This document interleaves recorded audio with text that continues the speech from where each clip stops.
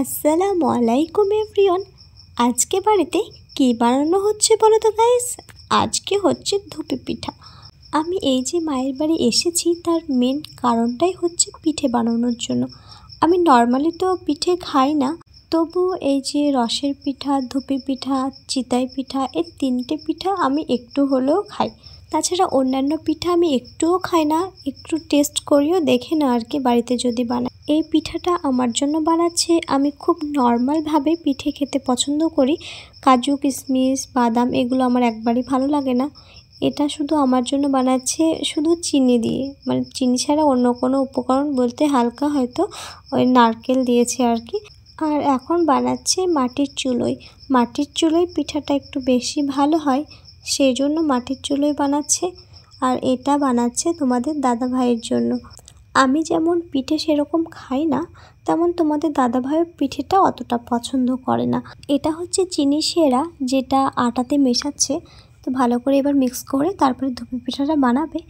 তো আমি আছি, মিষ্টি খাবার একবারই ভালো লাগে না আমার। তোমাদের দাদাভাইয়েরও সেম, মিষ্টি খাবার একবারই পছন্দ করে না। তোমরাও কে কে আছো আমার মতো এইসব অতটা পছন্দ করো না, তারা অবশ্যই কমেন্টে জানি। আমাকে তো জানতে হবে যে আমার ফ্যান্সের মধ্যে কে কে আমার মতো আছো। তো যাই হোক, এটা ফার্স্টে যে দুটো পিঠে ভাপ দিতে দিয়েছিল সেই দুটো পিঠা, এই দুটো পিঠা ভাপ দেওয়া হয়ে গেছে। আরও একটা কথা গাইস, এই যে আমরা এই পিঠাটাকে ধুপি পিঠা বলি, তো তোমরা কি বলে রাখো অবশ্যই কমেন্টে জানিও আমাকে। তো এই পিঠাটা বানানো হচ্ছে তোমাদের দাদাভাইয়ের জন্য। 2 থেকে 3টে পিঠা বানাবে তোমাদের দাদাভাইয়ের জন্য, কারণ ও তো বেশি খায় না। এই যে 3টে পিঠা বানানো হবে, তার থেকে ও অর্ধেক খাবে, মানে একটার অর্ধেক মানে হাফ। আর এইটুকু খেয়েই তোমাদের দাদাভাইয়ের এই বছরকার মতো পিঠে খাওয়া হয়ে যাবে। তো যাই হোক গাইস, কথা বলতে বলতে আমাদের পিঠে বানানো হয়ে গেছে। তো তোমরা অবশ্যই কমেন্টে জানিও কেমন লেগেছে ভিডিওটা।